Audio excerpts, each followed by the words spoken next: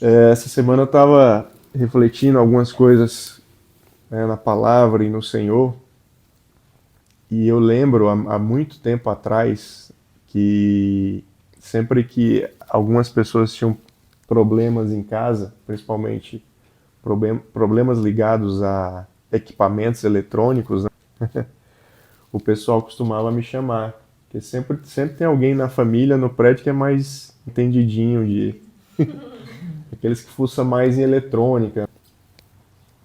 E é interessante que todo equipamento eletrônico, eu vou dizer aqui que eu acho que quase que 100% ou 99% deles, tem um recurso que as pessoas, a maioria de nós não usa. Tem um recurso dentro dele. Se você pegar qualquer aparelho eletrônico, celular, tudo, existe um recurso que a gente pode acioná-lo. Mas poucas pessoas acionam esse recurso, né? Eu lembro de algumas vezes já ter acionado ele. E muitas vezes ele salva a gente nessas questões eletrônicas, porque aquilo que não estava funcionando direito, ele volta a funcionar. E antes de falar de que recurso é esse, que recurso eletrônico, quando a gente olha para as nossas vidas, e aqui nós temos pessoas de várias idades, temos pessoas mais maduras, temos pessoas de média idade, temos aí adolescentes, dois jovens iniciando a sua carreira, sua vida, com muita estrada ainda para percorrer. Mas o fato é, meus irmãos, que todos nós, a gente vem também com a programação de fábrica. Né? A gente vem com recursos que a vida nos dá. E nós, como cristãos, entendemos que Deus também nos imprime recursos, nos imprime um DNA, características que nós carregamos. Só que na nossa jornada, na nossa caminhada, nós sempre estamos acumulando coisas. A gente acumula aprendizados, a gente acumula informação, a gente acumula diplomas, a gente acumula cursos, né, workshops, nem sei mais que nome se dá hoje aos encontros, mas enfim, a gente vai acumulando, e na igreja isso também acontece. Na igreja hoje a gente tem que selecionar os eventos que a gente vai, porque tem evento todo dia, tem na segunda, na terça, na quarta, tem igreja que às vezes tem mais de um evento por dia. E nós estamos sempre acumulando essas informações e nós estamos sempre modificando a nossa programação, nós estamos sempre reprogramando algo nas nossas vidas. E de um todo, eu não quero demonizar isso, nem dizer que está errado, mas faz parte do crescimento, faz parte da nossa jornada, faz parte da nossa caminhada no Evangelho. Não dá para permanecermos da mesma forma que nós iniciamos. Mas Deus trouxe uma palavra dentro desse contexto, se você quiser acompanhar aí na sua Bíblia, está lá no livro de Apocalipse, capítulo 2, está bem fácil de encontrar aí, só você abrir no último livro da Bíblia. Apocalipse, capítulo 2, que vai tratar a respeito das cartas, das 7 cartas que o anjo distribuiu para as igrejas. Então, na visão de João, na visão de Apocalipse, ele traz essa visão das cartas.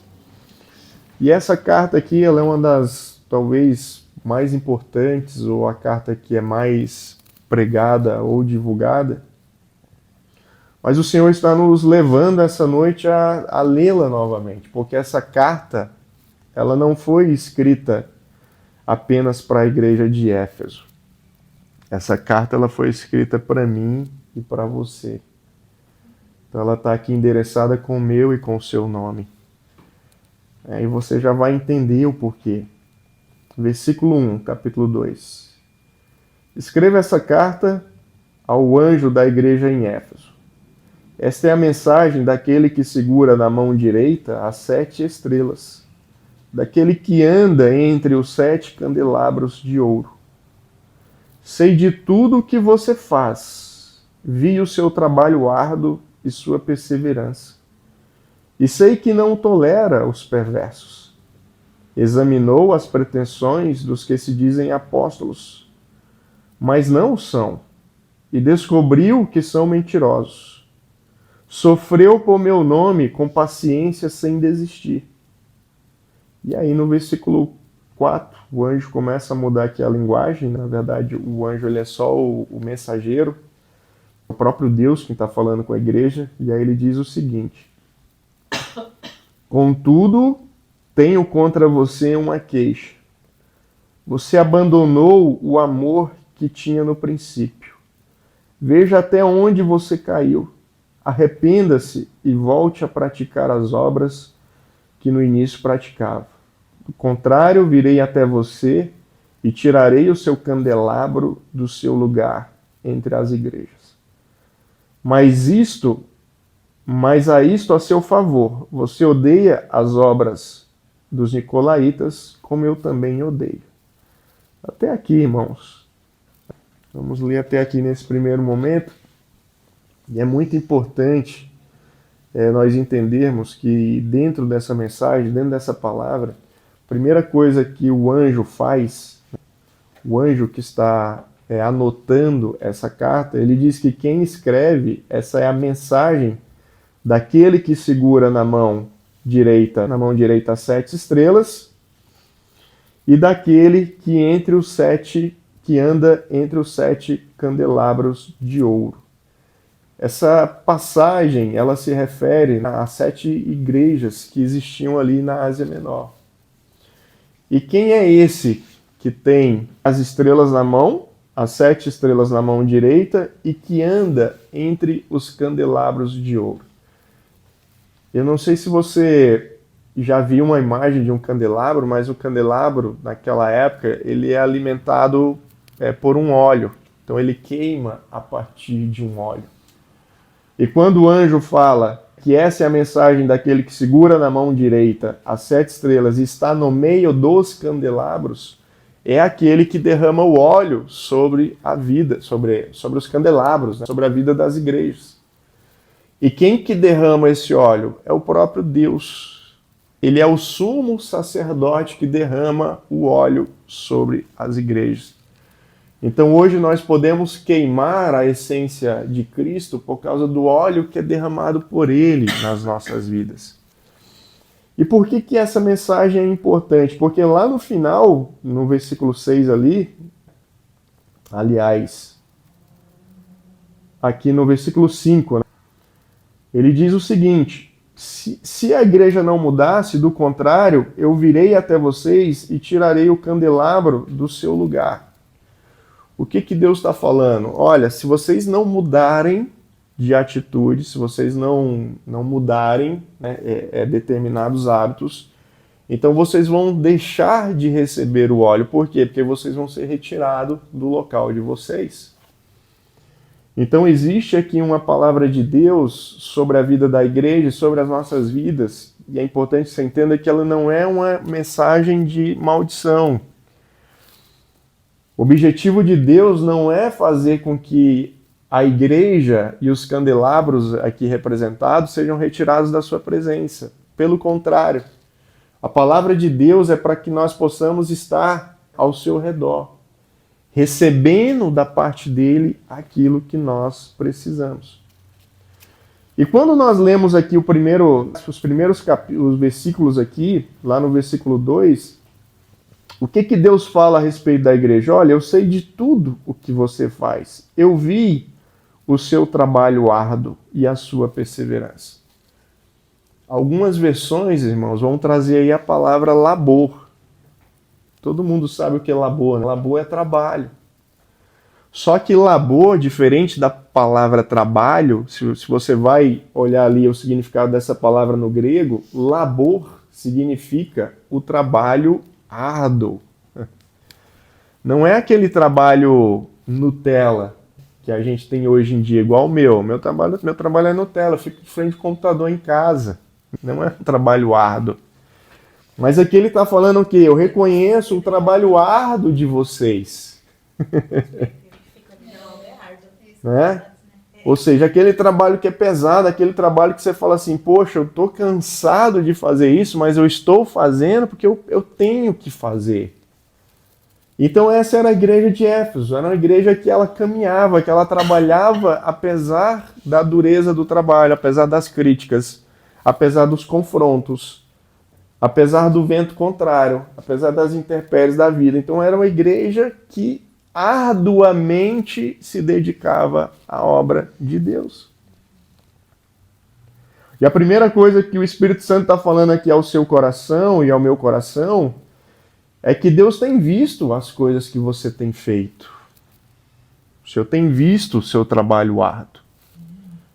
E o trabalho árduo aqui, ele não se restringe às questões de igreja, ele não se restringe às questões eclesiásticas, à eclésia, ao povo reunido ali em nome de Deus. Mas ele também fala que reconhece o seu trabalho árduo no seu casamento, na criação de filhos. Muitas vezes criar filho é um trabalho árduo. Vocês dois que são jovens um dia, quando forem pais, vocês vão entender essa palavra. Ser pai muitas vezes é um trabalho árduo. A gente tem que se dedicar mais, a gente tem que trabalhar mais para poder botar o sustento dentro de casa, para vocês poderem usufruir de uma boa escola, para vocês usufruírem de lazer, para vocês usufruírem de um futebol, de um videogame, de uma internet, de um celular. A gente precisa ser melhor, né, para ser exemplo. Nós precisamos nos dedicar como pais, a gente precisa estudar mais, a gente precisa aprender mais. Muitas vezes o seu trabalho árduo é dentro de casa. Às vezes você está fazendo um trabalho árduo para a sua família, para o seu cônjuge, para a sua esposa, para o seu marido, para os seus filhos. Você fala assim, poxa, tá tão pesado, Deus, mas você faz porque é o trabalho que precisa ser feito, né? Se nós não fizermos, irmãos, quem que vai fazer esse trabalho? Não dá, tem coisas que não dá para terceirizar. Algumas coisas até o dinheiro terceiriza uma diarista. Você pode terceirizar, mas não dá para terceirizar a atenção para o teu cônjuge, não dá para terceirizar a atenção para os teus filhos. Às vezes não dá para terceirizar a atenção do teu trabalho, da tua empresa. Não dá. Ou você faz, ou você faz. Não tem como. E Deus reconhece isso na vida da igreja de Éfeso. Deus reconhece isso nas nossas vidas. Muitas vezes a gente vem nesse trabalho árduo e aí ele vem aqui com o segundo adjetivo, que é o quê? É perseverante. De perseverar. Perseverar é o que? É você não desistir apesar das intercorrências. Você não desistir apesar do vento contrário. É você continuar persistindo e acreditando naquilo que Deus tem para a sua vida. Se Deus falou para você que ia te dar uma família e você perseverou, mesmo casando sem ter condições, mesmo às vezes casando sem ter onde morar, sem ter uma casa própria, mas você perseverou. Você falou, Deus, vou casar e vou constituir uma família. E Deus falou que você iria ter filhos, e você teve filhos, e você perseverou. E quem não teve filhos, que vai ter, estão perseverando. Os filhos virão. Então isso é perseverar. A gente olha e fala, Deus, eu não tenho condições de casar, não tenho condições de ter filho, mas na perseverança, na força, as coisas vão acontecendo e Deus vai provendo. Não tinha condições de montar uma empresa, mas Deus, na minha perseverança, tem me honrado. Eu tenho perseverado, eu tenho buscado aprender mais sobre aquilo que eu tenho feito. Então Éfeso era uma igreja que perseverava. E outra coisa, era uma igreja que não tolerava os perversos. Era uma igreja que não tolerava mentira, não tolerava a intriga, não tolerava as contendas. Era uma igreja tão alicerçada na palavra que eles não toleravam nem os falsos profetas, os falsos apóstolos. Aqueles que se diziam serem mestres, mas que na verdade eram falsos apóstolos. Então isso demonstra o nível de integridade e o nível de comunhão que esses irmãos tinham com Cristo, que esses irmãos tinham com a palavra de Deus. Era uma igreja que, se nós olhássemos de fora, era praticamente a igreja perfeita. Era a igreja que funcionava de forma plena. Todos os seus ministérios, todos os membros fluindo. É uma igreja que ela faz os seus seminários, né, faz os seus congressos. É uma igreja que atrai pessoas de outras igrejas. É uma igreja que ela é referência no local que ela ocupa. E muitas vezes, irmãos, nós somos exatamente igual essa igreja. Muitas vezes você é uma referência de pai, você é uma referência de mãe. Muitas vezes você é uma referência de cristão, muitas vezes você é uma referência de estudante. Muitas vezes você é uma referência de alguém que entende daquilo que faz no seu trabalho, na sua profissão. As pessoas olham para você e falam, poxa, olha só, fulano entende, ele sabe realmente o que ele está fazendo. E está tudo certo, isso faz parte da vida. E que bom que a gente seja referência. Que bom que essa igreja ela era referência. Que bom que essa igreja caminhava na palavra de Deus. Que bom que ela se apresentava como uma igreja que verdadeiramente recebia do Senhor como esse candelabro que estava ali aberto para receber o óleo de Deus, para receber da presença de Deus. Então tá tudo certo, a coisa está fluindo, a coisa está funcionando. Muitas vezes a igreja de Éfeso, ela representa a nossa casa. Muitas vezes a nossa casa, ela está funcionando. As coisas estão indo bem, a nossa casa, ela está organizada. Hoje a gente chega, existe horário de refeição, existe o dia que a diarista vem, ou o dia que você vai limpar a casa. Você tem o local onde o pet se alimenta, o pet tem horário para descer, para fazer as necessidades. Os filhos têm horário para ir para a escola, tem horário para estudar, tem horário para ficar no celular, tem horário para ficar no videogame, no computador. Tá tudo certo, tá lindo. Nós estamos vivendo igual a igreja de Éfeso. A nossa casa está funcionando plenamente. A nossa casa é a casa que os vizinhos olham, que as pessoas olham e falam assim, poxa, eu queria ter uma família igual àquela. Eu queria ter uma casa igual àquela. E tá tudo certo, irmãos. Que bom que seja assim, e a gente precisa ser assim. Só que aí o que acontece? Durante a jornada, durante a nossa caminhada, durante a nossa absorção de conhecimento e as programações e reprogramações que a gente vai fazendo na nossa vida, a gente se torna igual aquele aparelho eletrônico que eu falei no início. Muitas vezes aquele celular que você pegou na loja, que ele tinha espaço, 90% de espaço livre. Ele não tinha praticamente nenhum programa instalado. E aí, com o tempo, você começou a usar esse celular e você foi instalando um monte de programa.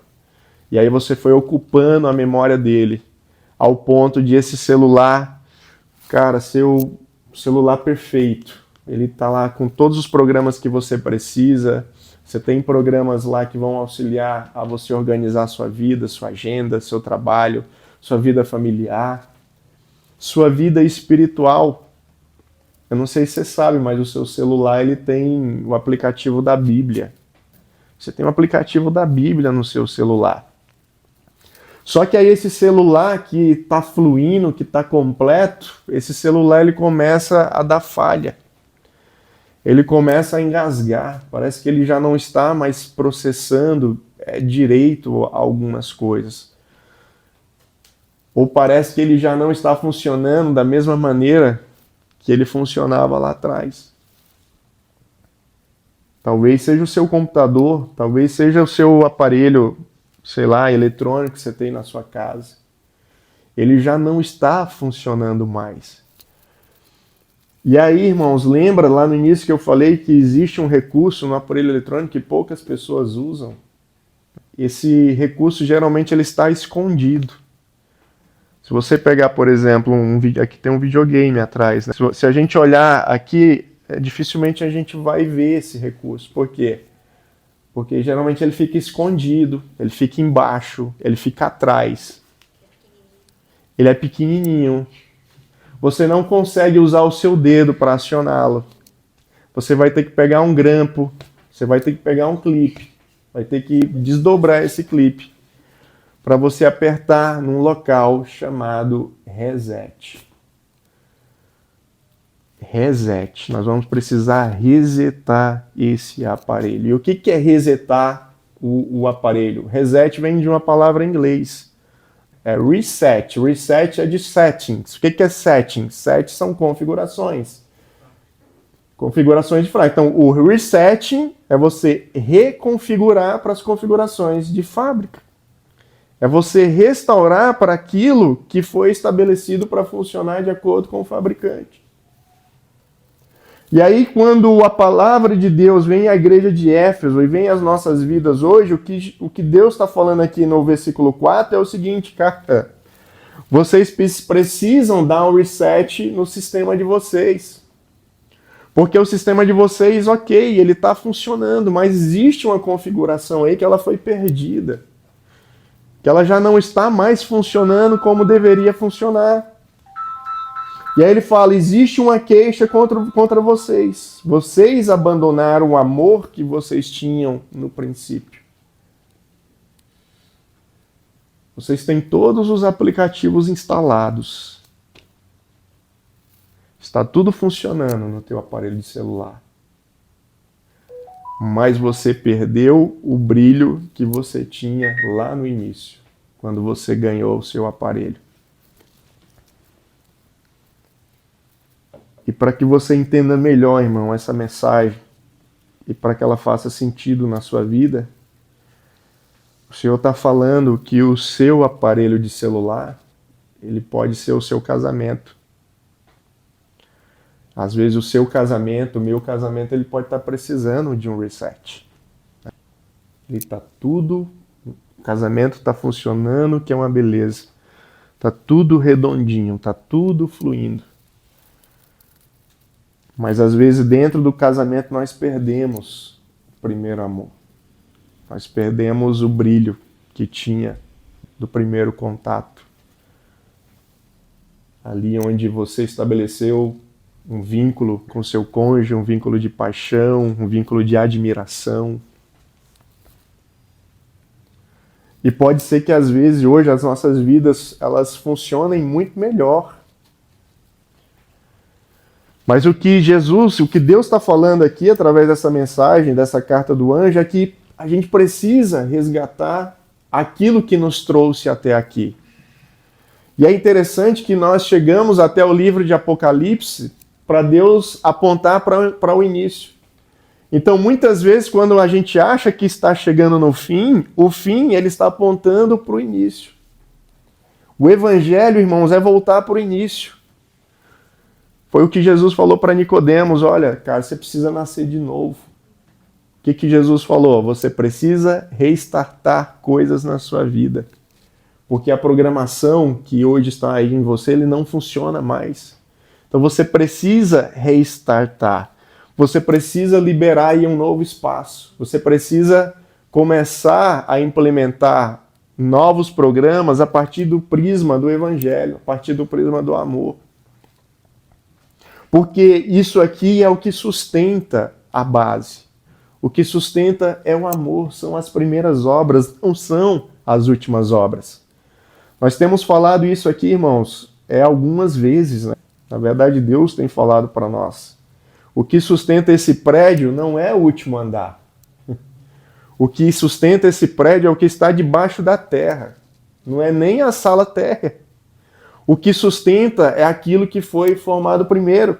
E é o que Jesus está dizendo, o que Deus está falando para a igreja de Éfeso é isso. O que sustenta vocês não é aonde vocês chegaram, mas é aquilo que vocês fizeram lá atrás. E vocês estão esquecendo de olhar e de cuidar daquilo que vocês fizeram lá atrás. Nós podemos dar manutenção, irmãos, no nosso apartamento. Parecer uma rachadura, a gente vai lá e conserta. Mas a principal manutenção que a gente tem que dar no prédio é na fundação. É a gente ver se a fundação ela ainda continua no lugar. É a gente ver se a fundação ainda continua firme. Eu falei de casamento, mas pode ser que o reset que Deus esteja pedindo para você seja na tua vida espiritual. Talvez você precise dar um reset na sua vida espiritual. Talvez eu precise dar um reset na minha vida espiritual. Talvez eu precise me reconectar com coisas que Deus me deu lá no início e que fez com que eu e você chegássemos até aqui. Coisas que foram importantes e que hoje nós negligenciamos. E por que a gente negligencia? Porque a gente já alcançou outros níveis. Hoje eu já estou habitando na cobertura. Então, às vezes, a gente negligencia os degraus que nós tivemos que passar para chegarmos até aqui. Talvez o restart que você precise dar na sua vida seja no seu trabalho, seja na sua profissão. Talvez você caminhou, chegou até um ponto que você fala, poxa, não está fluindo mais, não está funcionando mais. E aí o Senhor fala, ó, você precisa dar um reset lá no teu trabalho. Você precisa voltar para a configuração original, para a sua profissão. Lembra por que você começou nessa profissão? Lembra por que você começou nessa empresa? Lembra por que você começou nessa função? Talvez o restart que Deus queira dar nas nossas vidas seja em relação ao nosso ministério. Seja na área ministerial. Talvez a gente abandonou, irmãos, coisas do nosso ministério que são importantes e Deus está falando uma volta para aquele lugar. A palavra de Deus para nós nessa noite é: nós já temos o que nós precisamos. Você já tem o que você precisa. Eu já tenho o que eu preciso. Agora o que nós devemos é cuidar daquilo que foi plantado lá atrás, daquilo que foi iniciado lá atrás.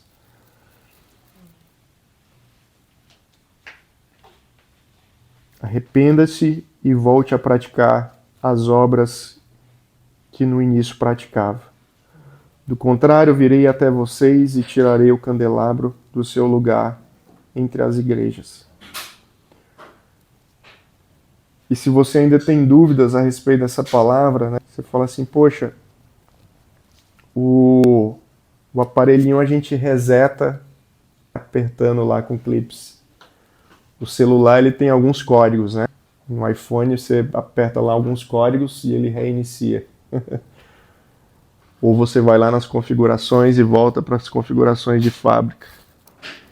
E aí você fala assim, mas e eu? Né? Como que eu reseto a minha vida? Lá no versículo 7, a palavra nos diz como, irmãos. Quem tem ouvidos para ouvir, ouça o que o Espírito diz às igrejas. Ao vitorioso darei o fruto da árvore da vida que está no paraíso de Deus.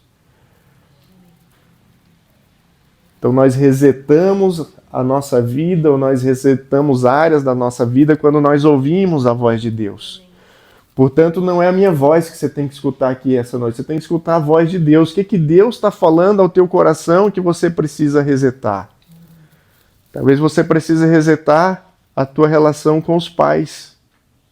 Como que você tem relacionado com os pais? Talvez você precise resetar a tua relação com a escola, com o estudo.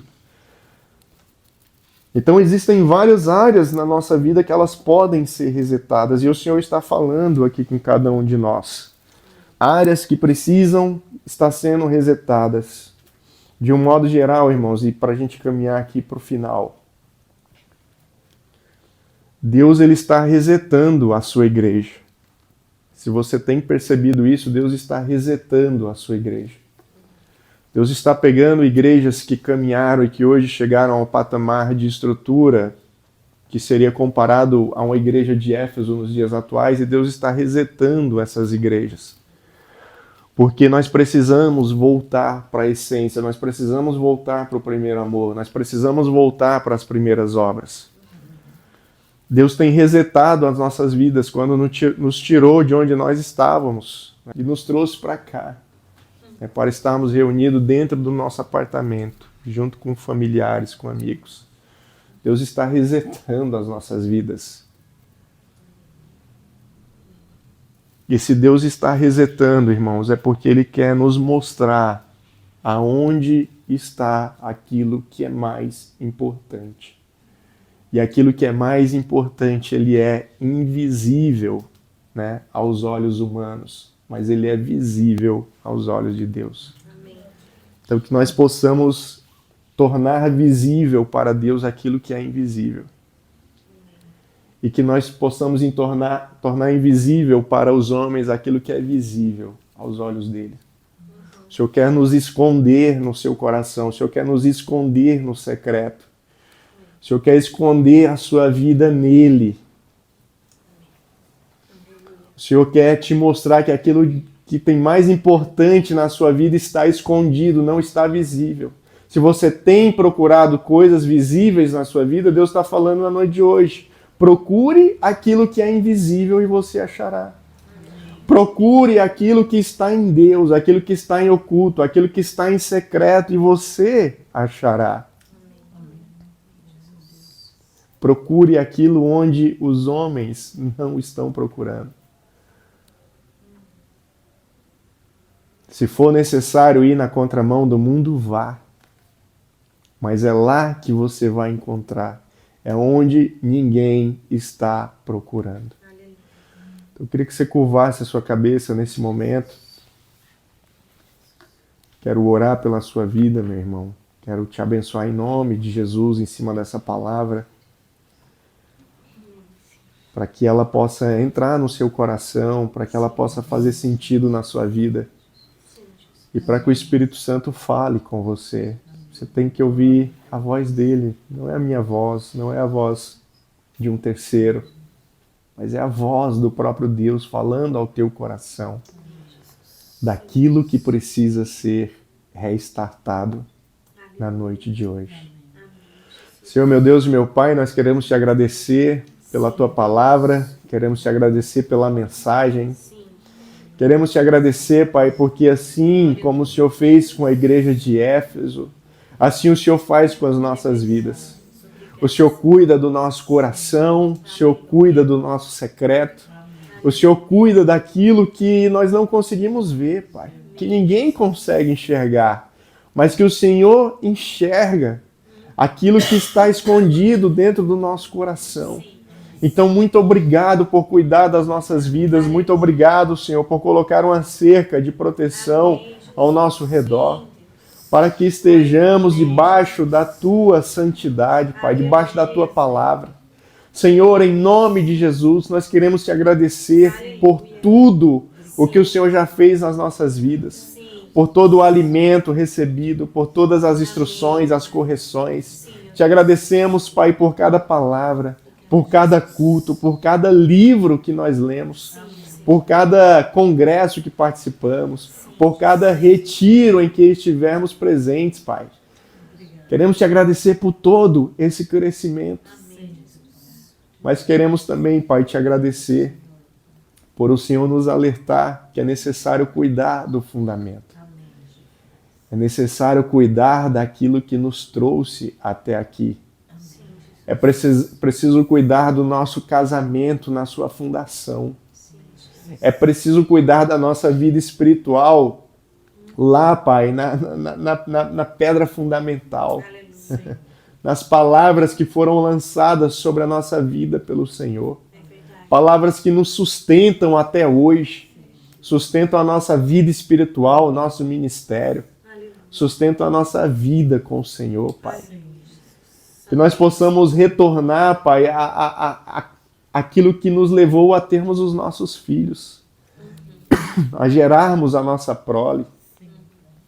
Os propósitos, Pai, que o Senhor colocou no nosso coração, onde os nossos filhos, eles seriam como flechas. Amém, Jesus. E nós somos aqueles responsáveis por lançar essas flechas, Pai, para que elas encontrem o alvo estabelecido pelo Senhor na vida delas, Pai. Então que assim seja na vida dos nossos filhos, que a gente não venha se esquecer, Pai, desse fundamento, do propósito. Os nossos filhos não são nossos, eles são do Senhor. Nós estamos apenas cuidando deles para Ti, Pai. Então que o Senhor cumpra a obra na vida deles. Que nós possamos restartar, Pai, o nosso chamado, o nosso ministério. Os dons que o Senhor nos entregou, que eles possam ser reavivados na noite de hoje. Na simplicidade que o Senhor nos deu lá atrás, onde nós éramos apaixonados, Pai, pelas verdades do Teu Evangelho, nós éramos apaixonados pela Tua Palavra, nós éramos apaixonados por cada revelação que recebíamos, por cada descoberta que tínhamos no Senhor, Pai. Que nós não venhamos a sair desse lugar, mas que, ao contrário, nós possamos retornar para Ele, Senhor Jesus. O local onde nós fomos programados por Ti, para fluir conforme o Teu Espírito, e não para funcionar conforme a nossa vontade. O nosso desejo, Pai, na noite de hoje, é que nós possamos fluir de acordo com o Teu Espírito, fluir na Tua Palavra, fluir na Tua luz, fluir na revelação das boas novas do Teu Evangelho, Pai.